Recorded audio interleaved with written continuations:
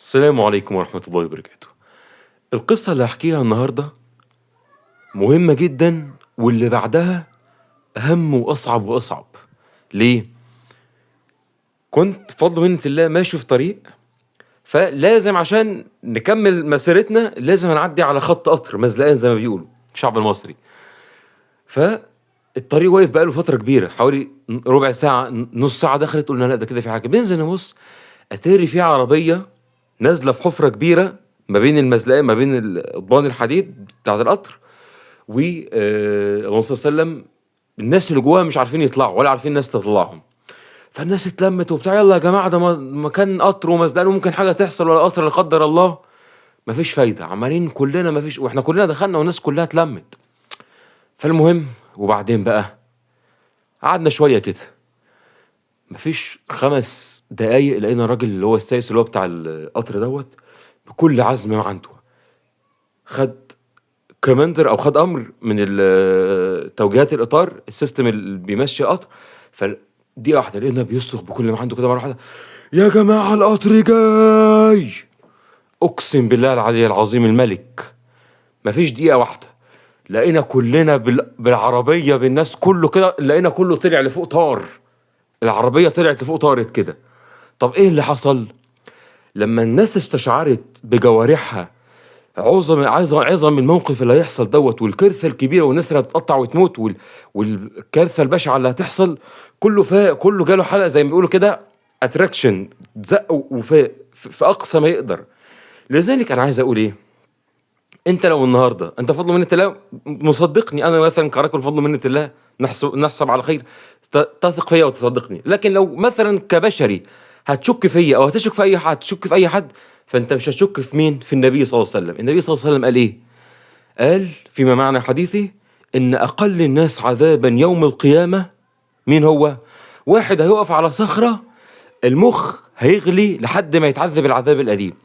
طيب الناس اللي بتشتكي بقى لها سنين أنا عايشة في كدر وبلاء مبين، الناس اللي عذّبوني، الناس اللي اتحكموا فيّا، الناس اللي ظلموني، الناس اللي جابوا لي أمراض نفسية، الوضع القهري اللي باعيشه، والناس حواليّا عايشة في رفاهية ومش حاسة بحاجة وأنا باتعذّب بقى لي سنين. لو أنا قُلت لك النهارده الناس اللي ظلموك أو عذّبوك أو سيبك من كل دوّة، أنا مقدّر طبعًا الوضع والألم اللي أنت فيه ولسه ما جيتلكش في الوضع. أنا باتكلّم دلوقتي لو أنا جيت بقى قُلت لك سيبك من كل دوّة، أنا هاولّع فيك بنار جهنم، هاولّع فيك بنار حقيقي، هافضل كده أسيبك كده مدى الحياة. ده إيه ده؟ في عقل يتوقّع كده أو يفهم كده؟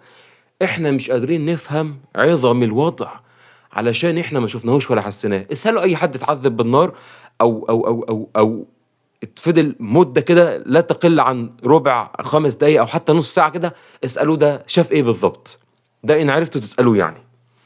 فأنا عايز أوضّح حاجة بسيطة، أي حد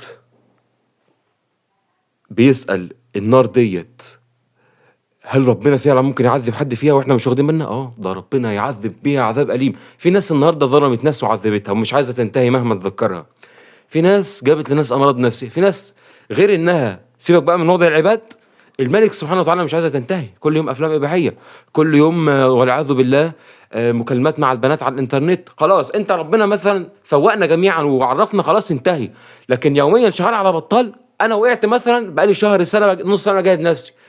ده وضع أنا كبشر ممكن أقع، ما فيش مشكلة، ربنا يعفو عنا وربنا كتب علينا العصيان. لكن يوميًا دي بقى القضية، كده أنا باستعبط، كده أنا باستعبط.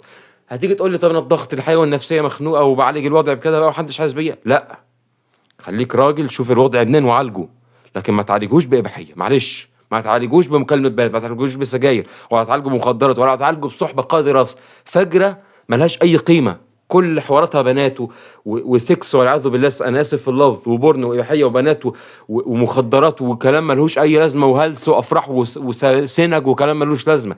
لا إما غير كده، أنا آسف في اللفظ يعني، هتلاقيهم لا بينفعوا في دين ولا بينفعوا في دنيا. اختار لو مش لاقي الصحبة الصالحة في البداية في أهل المسجد، اختار إنك تكون لوحدك في البداية.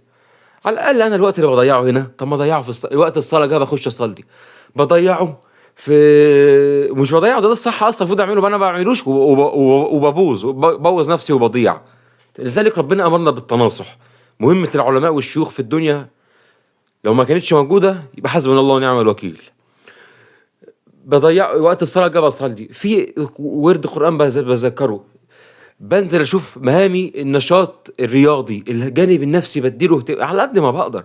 في ناس عايشة في وضع جبري مهما تعمل ما قلناش حاجة، تمام؟ ربنا يعفو عنا يا رب ويصلح حالكم ويبارك فيكم. كنت عايز قبل ما أختم أقول حاجة مهمة جدًا. إحنا خلاص عرفنا ليه عذاب النار هيبقى وضعه إيه. الناس بقى اللي محتاجة تطلع بجد من الوضع اللي هي عايشة فيه، سواء مادي، نفسي، وضع لا يرضي الله زي ما إحنا قُلنا، ومش عارفة تعمل إيه في الوضع، في مشكلة ما حدش قادر يدلّها، اوعى تسأل العوام أبدًا، لإن هم هيعكوا الدنيا أكتر ما هيفيدوا.